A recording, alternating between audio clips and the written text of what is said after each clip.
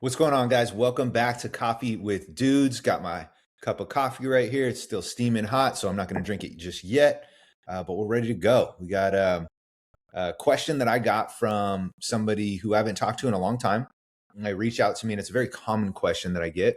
So I figured I would share it with you guys on here to hopefully shed some insight. And then instead of just answering this individual, all individually, like I want to share their question so that I can give you some context because I think it'll help a lot of people out there. So he said, need some advice. I'm trying to lose weight and found these protein bars at Costco.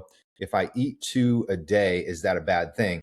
And then he sent a picture of the specific, protein here. And then also pretty cool, he shot a nutrition label on the back as well. So send it over with these pictures. So I think it's the context, it's the way the question's asked, right? So obviously their goal is to lose weight. I found these protein bars at Costco. If I eat 2 a day, is that a bad thing? So it's the way the question's asked, right? If I eat 2 of these, is this bad? Like almost saying like, is this a good option to eat? And is that good or bad to do? Is this food good or bad? Right? We can almost categorize it into that. And so a lot of times when we think about if our goal is to lose weight, just like this individual's is, which a lot of people who are asking questions, their goal predominantly is to lose weight. We have been traditionally trained to categorize foods as like, this is good for me and this is not good food, or this is good food, this is bad food. The problem with doing that is we put these things into a box and we think that if we eat good food, we will be able to lose weight. If we eat good food, that means we can't eat bad food, right? And so we immediately put these things in these categories, and that's just driven by society. If we think and that's not necessarily a question, because if I were to ask you what is good food, what is bad food, if I had a plate of high quality proteins, meat, veggies, a little bit of fruit on there, like, okay, this is a good food, right? A good food. And then if I had a plate of greasy fried crap over here, or ice cream or whatever, like, you'd be like, oh yeah, that's bad food, right? And so we know the difference between the good and the bad. However, the trouble with those kind of labels means that sometimes we will force ourselves to be like, oh, well, I can only eat good food in order to lose weight, right? Or if I eat bad food, that's hindering my ability to lose weight, I need to eat more good food. And on the surface, yes, that makes sense. The problem with that is you can still eat this plate of good food and not be conscious and not be aware and still not lose weight. Just like you can eat the plate of bad food and you can lose weight. And so this becomes very confusing for people, especially who are very brand new to this. And so, like, some of the other questions that he added on here after I gave some context, I answered the question. He said, thanks, man. You make it sound so easy. I have no idea how many calories I should be consuming a day and how many calories are in my food. Hell, I'm paranoid to eat fruit and rice. And should I be worried about peanut butter or rice cakes? All too complicated, right? So I feel for this person, because that's what society is driving. That they're saying, hey, don't even drink water, don't drink, like all these crazy things. So the easiest and simplest way that you can break something like this down, if your goal is to lose weight, instead of categorizing foods or options as, is this good for me, is this bad for me, I want you to think about the total caloric consumption, right? Because it's a simple math equation. It's not simple, but like, we can keep it simple in our head is what I'm trying to say. And by doing so, if you understand what your body needs calorically, think of energy and fuel, right? Think of that as your calories.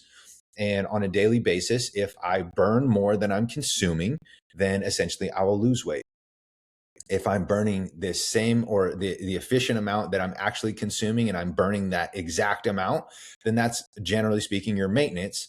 And if you're consuming more than what you're burning or that your body needs in a given day, then you will gain weight. And so when you can look at it through that lens, it'll become a lot simpler versus, should I eat this food? Is it good food or is it bad food?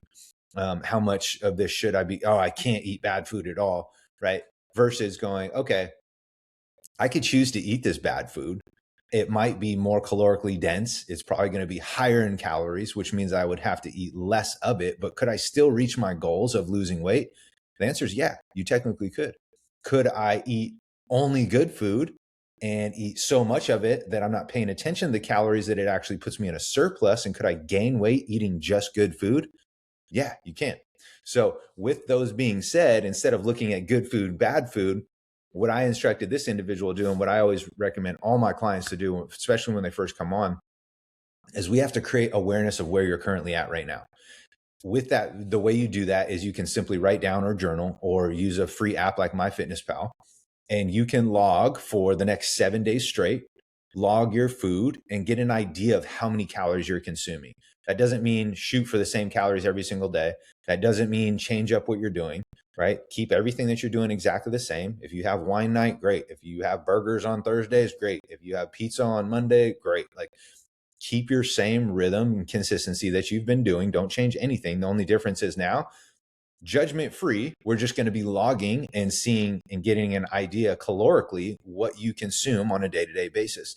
You're going to have days where your calories are, super high, and then you'll have days where they're a little bit lower than that. And then, so the reason I have people go 7 days is so you can include the weekends, but B, you can see how many calories on average that you're doing. And then once you get 7 days, add those total days up, right? Add Monday through Sunday, add every single calorie that you consumed up total divided by 7, and you'll get your average per day. So we're not putting too much emphasis on any one individual day by itself. If there's one day where you just blow it out of the water and you have, an absurd amount of calories, like, okay, I'm sure you don't eat like that every single day, right? And so every single day is going to be slightly different. That's why we get a span of at least 7 days.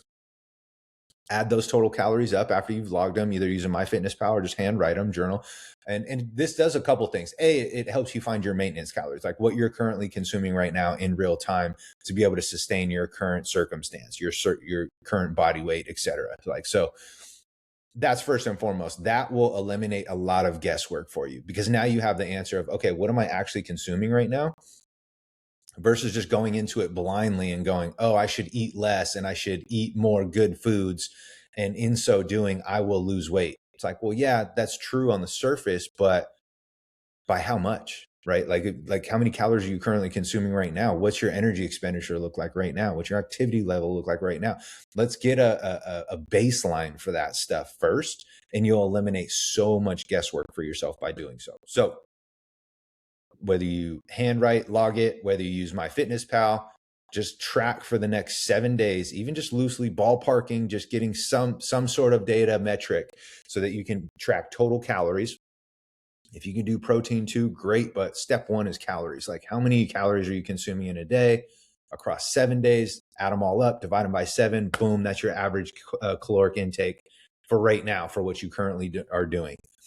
Once you have that number, you now have an idea of, okay, this is what I'm currently consuming. Do I need to put myself in a surplus? In this case, this individual wanted to put himself in a slight deficit, right, to be able to lose weight. So in order to do that, I recommend putting yourself at around like a 10 to 15% deficit of what your maintenance number is.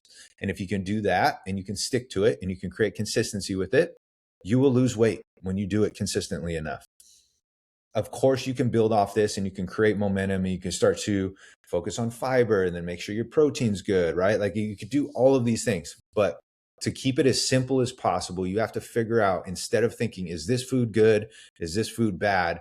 You need to think about total calorically. What am I consuming in a day in relationship to my activity and just basic daily functions, right? Total daily energy expenditure. And is that more or less than what I'm consuming? And if you can figure out that number, you will have a starting point to know, okay, I know I'm supposed to eat less, but you can eat less with both good and bad food. If we put a caloric intake to it, now you're razor sharp, and now you know exactly you can pick good food, bad food, and still be below your maintenance and still be working towards that 10 to 15% deficit of your maintenance, and you could be losing weight. And so, to simplify things as much as possible, step one, you have to figure out, in order to see where you're going, you have to figure out where you're starting. Where's your starting point? How many calories are you taking in right now? If you don't have the ability to do that, then guess what? Your options are limited. You are going to have to eat more of those quote unquote good foods, because they're going to be naturally higher in fiber. They're going to be naturally higher in protein. So you'll want to eat less of the crappy foods over time. You're going to have to really stick that out. It's a much more difficult approach. It's going to be harder. versus if you just know what your calories are and you have the decency to at least learn the skill and practice it. It's going to feel uncomfortable just like anything does at first. But once you have the ability to do that, you will be able to allow yourself to still include those quote unquote bad foods and still track and progress towards your goals, right? And still lose weight. And so from what I found and from experience, that is a far better approach than just saying, I'm only going to eat chicken and broccoli. Great. Congrats. You'll lose weight at a great pace and it'll be like all sunshine and rainbows until, you go to the next work event or, somebody brings donuts in the office or there's somebody's birthday party and you feel like you can't participate in any of that stuff because you feel like you're going to lose all your progress that you've made. Right. So it's it's one of those things where put yourself in a more sustainable approach. How do we do that? Figure out what you're consuming right now.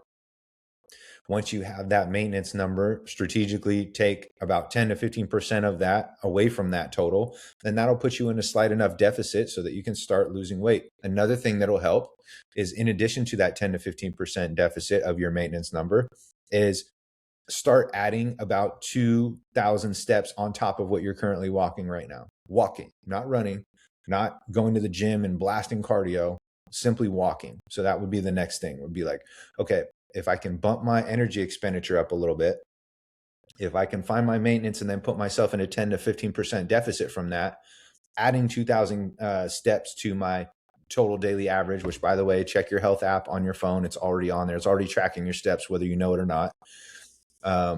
You can add 2,000 to your daily average steps and start there. That's a starting point.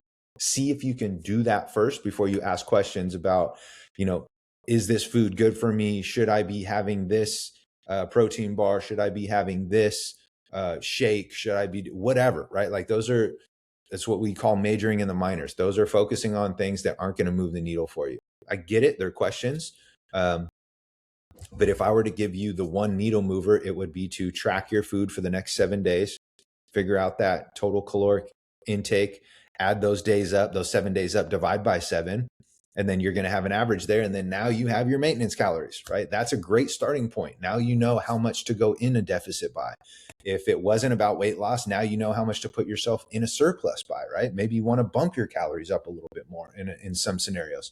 But most people, generally speaking, in this individual here, they are going to track for the next 7 days and establish a maintenance. And that's a starting point. And they will eliminate so much guesswork for themselves. They'll practice the skill of awareness, creating, at least some clarity around what they're consuming and not just mindlessly slugging down whatever's in sight and not paying attention. Right. And so when you do that, for example, if you have done this practice of tracking for 7 days, and if you've never done it before, it is eye-opening. You will notice that if you use coffee creamer, that can easily be 500 calories plus just in your coffee creamer, right? And like people are like, oh yeah, I don't really eat that much. It's like, yeah, but you drink thousands of calories too. So it's eye-opening, right? And so it's not to like embarrass you. It's to create some awareness around what you're putting into your body, because right now, generally speaking, most people have no clue whatsoever.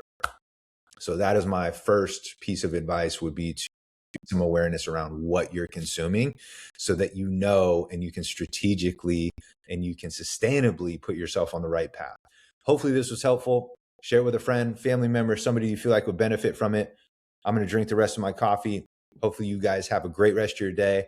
Catch us on Spotify, YouTube, iTunes, all that good stuff. We're releasing every Wednesday. If you guys have any questions just like this, or you felt like this question is helpful, or you feel like you could share it with somebody who would benefit from it, let us know, and we will catch you guys on the next one.